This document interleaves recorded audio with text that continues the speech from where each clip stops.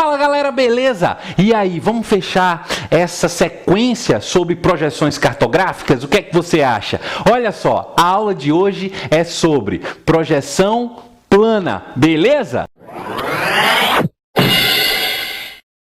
Pois bem, galera, hoje nós vamos conversar sobre um tipo de projeção que é muito utilizada e é um dos recursos principais quando a gente quer representar algumas áreas específicas em nosso globo. Lembre-se do seguinte, toda vez que a gente fala de projeção cartográfica, o objetivo de utilizá-las é reduzir ao máximo as distorções. Afinal de contas, todo produto cartográfico apresenta distorções. Eu falei disso quando falávamos sobre a projeção cilíndrica, sobre a projeção cônica. Você não viu, não? Ah, não se preocupa não, olha só. No final do vídeo, você vai poder clicar e acompanhar as outras aulas com tranquilidade e com muita calma, e eu tenho certeza que você vai entender. Joia? Olha só, hoje nós vamos falar sobre a projeção plana e já coloco aqui o seguinte, ó, ela pode ser chamada também de projeção azimutal.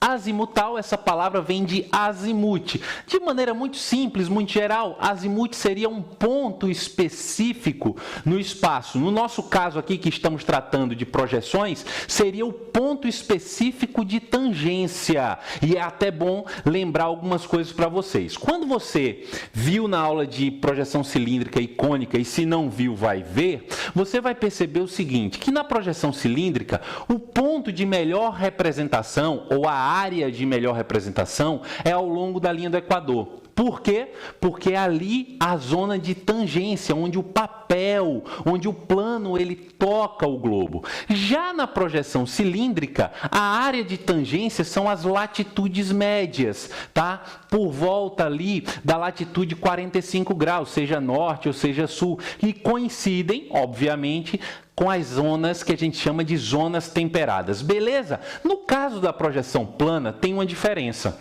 Qual é a diferença? O azimute é um ponto específico, tá? É uma área mais específica, joia? Igual como eu fiz aqui. Observe que eu tenho aqui um plano, eu tenho aqui o globo, e você percebe que eu marquei um X. Esse X que eu marquei representa exatamente o ponto exato de tangência. Mas segura aí para a gente continuar. Então, veja só.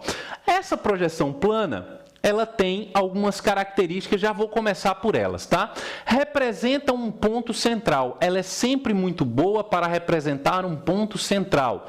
E outra coisa, as áreas melhor representadas serão exatamente aquelas que estarão no centro do mapa, no centro da representação. Segundo ponto, tipos de projeções. Atenção para isso aqui, ó. Se liga nisso aqui que é muito importante. Por quê? Você já deve ter ouvido falar o seguinte, projeção plana ou polar. Cuidado, cuidado com esse tipo de explicação. Sabe por quê?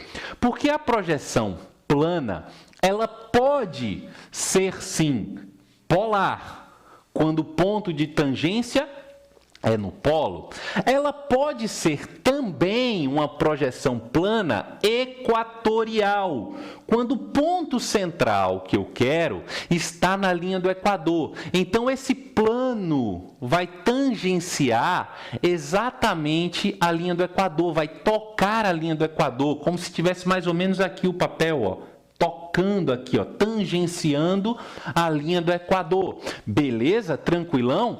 E outra coisa, não só pode ser polar, equatorial, mas existe também aquela projeção plana oblíqua. Como assim, Everton? Nunca ouvi falar disso. Olha só, a projeção oblíqua, tudo que é oblíquo é que não toca de maneira perpendicular, beleza? Então, aqui, por exemplo, ó, eu teria um tangenciamento oblíquo. Você consegue perceber aqui, ó, não está tocando de maneira perpendicular. Nem está tocando polo, como é o caso dessa representação maior, nem a zona equatorial. É um tangenciamento oblíquo. Tá joia? Aí você vai se ligar no seguinte, toda vez que eu falo das projeções planas, eu posso ter esses três tipos aí. Olha direitinho, tá vendo na figura? Beleza? Então vem para cá. No caso aqui da nossa aula, eu utilizei a mais comum, aquela que a gente está mais habituado a ver e aquela que as questões cobram mais, a projeção plana e polar. Perceba que aqui o meu plano, essa área azul aqui, ela toca exatamente, no caso aqui, o polo norte, tá? Ô professor, sempre tocará o polo norte? Não, pode ser o polo sul, se ela for uma projeção plana polar. Tanto faz, certo? O que eu quero que você perceba? Eu quero que você aprenda a identificar se é ou se não é uma projeção plana, e nesse caso uma projeção plana polar. Como é que eu identifico? Olhando sempre para os paralelos e para os meridianos. Olha só, os paralelos são essas linhas cor-de-rosa aqui, que você está enxergando. E os meridianos? As linhas amarelas. No caso dos paralelos, especificamente, vocês vão perceber o seguinte aqui, ó. Os paralelos, vou colocar aqui, ó, paralelos, certo? Eles são o quê? Círculos, anota aí, ó, concêntricos. Círculos concêntricos, o que é que isso significa? Eles possuem o mesmo centro. Tá percebendo aqui? Eles possuem o mesmo centro. E os meridianos? Os meridianos são linhas, anota aí, ó, são linhas radiais. Radiais vem de raios. Perceba que parte do centro para a extremidade, para a zona aqui mais marginal da nossa representação, a área que está mais fora, mais distante do centro, né? Marginal não é de bandido não, galera. Por favor, né? Aquilo que está mais à margem. Beleza? Então, olha só. Os paralelos são círculos concêntricos, os meridianos são linhas radiais.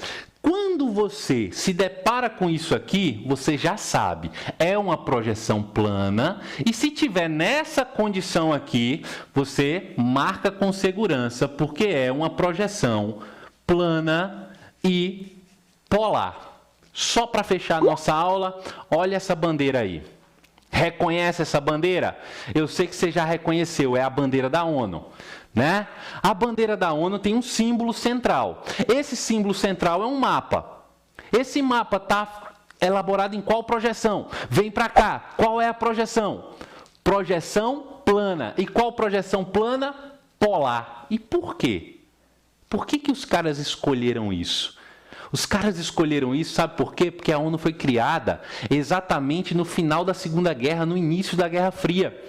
Quais eram os dois países, os dois estados centrais da Guerra Fria? Estados Unidos e quem? União Soviética. Você percebe que no planisfério, Estados Unidos e União Soviética parece que eles estão muito distantes?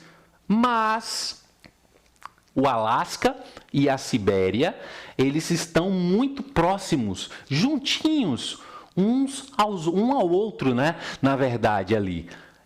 Mais aonde? Mais próximo do Polo Norte. Deu para sacar qual era a ideia? Colocar na representação as áreas centrais politicamente bem destacadas. Percebeu? Tranquilo, sossegado, aula boa, né? Nem doeu, super rápida, direta ao ponto, e eu espero ter te ajudado. Ó, um beijo, um abraço gigantesco e até a próxima.